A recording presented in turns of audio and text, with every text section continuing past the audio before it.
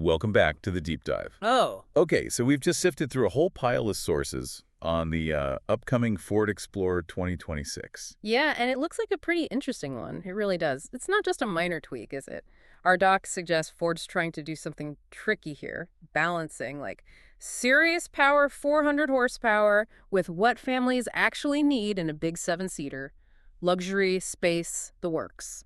Exactly, and that's what we want to dig into for you today. Our mission really is to break down all these specs comparisons, the early buzz, give you the full picture. So you know exactly where it shines and maybe where it stretches itself a bit thin. Precisely, where it leads the pack and where it might be trying too hard. Yeah, and you mentioned that balancing act. It's spot on. The first thing that jumped out is this idea of a companion family SUV that's also, surprisingly, quite rugged. The sources definitely highlight that. Good capability on rougher terrain, even desert driving, thanks to that available smart AWD. Right. So it's built for the school run, but maybe also a bit of weekend adventuring. It's an interesting mix. Okay, let's jump straight into the core stuff, the engines, because that really defines its personality, doesn't it? Totally. What are the options? Well, you've basically got two main choices. The standard engine, in terms like the Active, is a 2.3-liter turbocharged four-cylinder. Which is already pretty decent, Oh, right? yeah, it's strong. Puts out 300 horsepower and 310 pound-feet of torque. So, not slow by any means. But then there's the other engine, the one Ford keeps mentioning when they talk about power. That's the ST trim, isn't it? That's the one. They swap out the four-cylinder for a 3.0-liter twin-turbo V6. And yeah, the numbers are big. 400 horsepower, 415 pound-feet of torque. Wow, that's a lot for a family hauler. I mean, fundamentally, its job is carrying people and luggage. It is, and that power means it's genuinely quick. We saw figures for the V6 AWD version doing 0 to 100 kilometers per hour, that's 0 to 62 miles per hour, in about 5.9 seconds. Under 6 seconds. In a big SUV like that. Yeah, pretty impressive. It means you're going to be leaving, most minivans and a lot of smaller crossovers behind at the lights. It definitely sets it apart from the typical family vehicle crowd. Okay, wait. 400 horsepower, sub-6-second acceleration. That sounds amazing. But what's the catch? There's always a catch with family SUVs, right? Is it ride comfort? Cost. Well, the big one flagged in the sources is fuel consumption. You just can't have that much power without paying for it at the pump. Oh, makes sense. Yeah, the official estimate for mixed driving is around 10.7 liters per 100 kilometers. So if you're looking at this versus, say, a Toyota Highlander hybrid or even a standard Honda Pilot, the Explorer is definitely going to drink more gas. That V6 comes with an efficiency penalty. No way around it. Got it. So power, cost, fuel. Makes sense. Eh. And mechanically, how does it put that power down? It uses a standard 10-speed automatic transmission, which seems pretty smooth according to the reviews. Yep. And the base setup is rear-wheel drive, which helps with handling dynamics. But you can, of course, get that intelligent all-wheel drive. Okay, so the powertrain seems geared for both smoothness and handling that torque. Let's move inside then.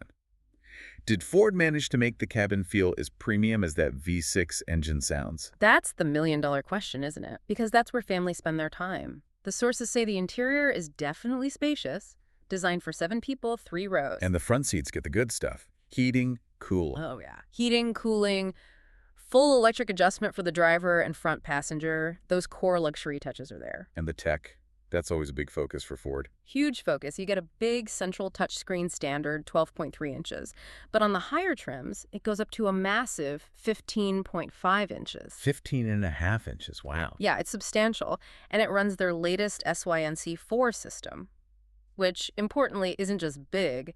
It's meant to be fast, customizable, and it handles wireless Apple CarPlay and Android Auto straight away. Wireless is a big deal. No more cable mess. Exactly. And they didn't skimp on sound either. There's an optional B&O system with, up to 14 speakers. Should make for a pretty immersive experience on long drives. Nice.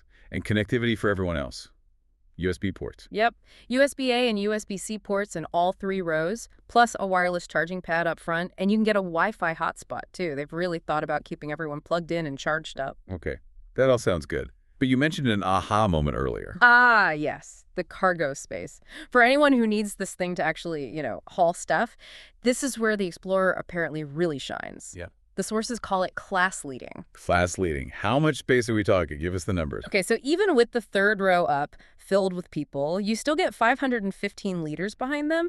That's pretty good enough for a decent amount of luggage. Right, not bad. But then fold that third row down, and it jumps to 1,357 liters. Okay, that's substantial. And if you need maximum space, say, moving furniture or a big shopping trip, fold down the second and third rows, you get a massive 2,486 liters. Whoa.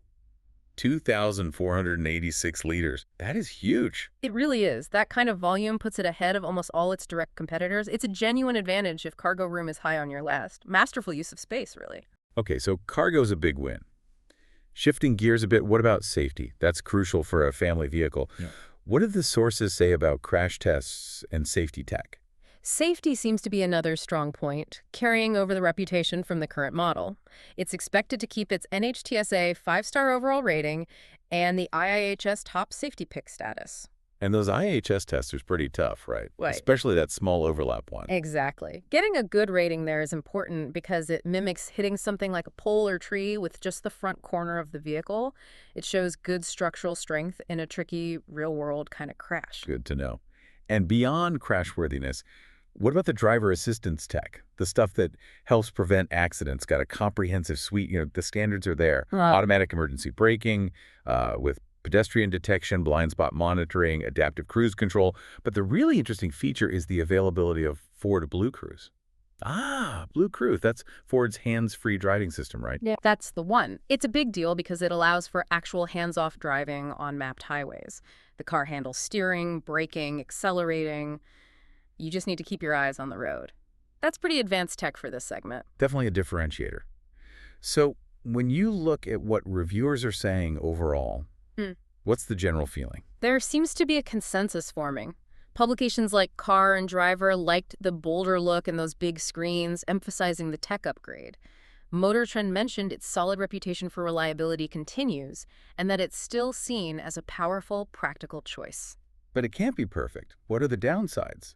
The balanced critique. Well, yeah, there are drawbacks mentioned consistently. First, that third row. While it exists, reviewers agree it's pretty tight back there. Okay for kids or maybe short trips for adults, but not ideal for long journeys if you need all 7 seats for grown-ups. So rivals might do better there. Some definitely do prioritize third row space more, yeah. The other point is about the interior materials. Oh, okay. Not quite matching the price tag sometimes. Exactly. Especially on the higher trims, some sources felt that certain plastics or finishes didn't feel as premium as what you'd find in, say, a Hyundai Palisade or a Kia Telluride. Right. Those two are known for punching above their weight on interior quality for the price. They really are, and that's the challenge for the Explorer. It's in a super competitive market. You've got the Toyota Highlander, which often wins on fuel economy, especially the hybrid. You've got the Telluride and Palisade winning on perceived value and interior luxury. And then the Chevy Traverse often offers just a bit more overall cabin room. So the Explorer's main advantages are really that V6 power option and the Blue Cruise tech. That seems to be its unique selling proposition, yeah. Raw power and advanced driver assist tech. Okay, let's talk price then. How much does this all cost? Did Ford change the pricing strategy?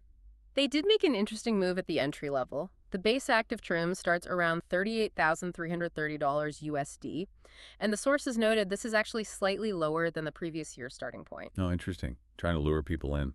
Seems like it. A smart way to grab attention. But the lineup gets diverse and more expensive pretty quickly. You've got the ST line, for instance. What's that one about?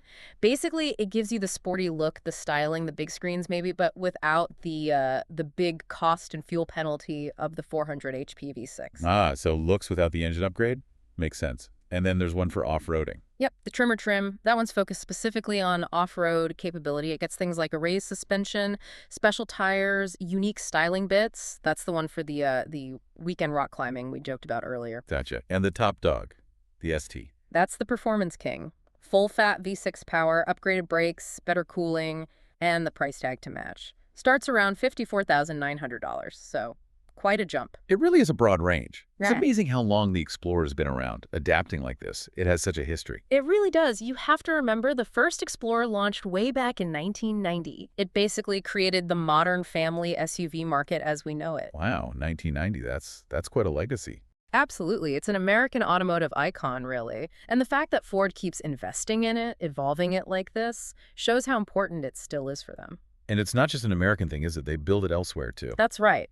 While the main plan is in Chicago, Illinois, it's also built in Chongqing, China, through a partnership there, Chang'an Ford. So it has a significant global presence, especially in Asian markets. Okay, so let's try and wrap this up. Synthesize what we've learned from the sources about the 2026 Explorer. Mm. Right. So summing it up, the new Explorer really stands out because of its engine choices, particularly that potent 400 horsepower V6. That's a big draw. And the tech, especially Blue Cruise. Yeah, advanced hands-free driving is a major plus. And don't forget that massive cargo capacity, genuinely best-in-class hauling ability. But the trade-offs are clear. Clear as day. That V6 likes gasoline, no doubt about it. And that third row, it's there, but it's not the most spacious for adults. Which leads us perfectly into our final thought for you, the listener, to chew on. Ford lowered the starting price on the base model, right, to make it more attractive. A value play. Yeah. But the high-performance ST trim with that 400 horsepower V6 is significantly more expensive. So here's the question.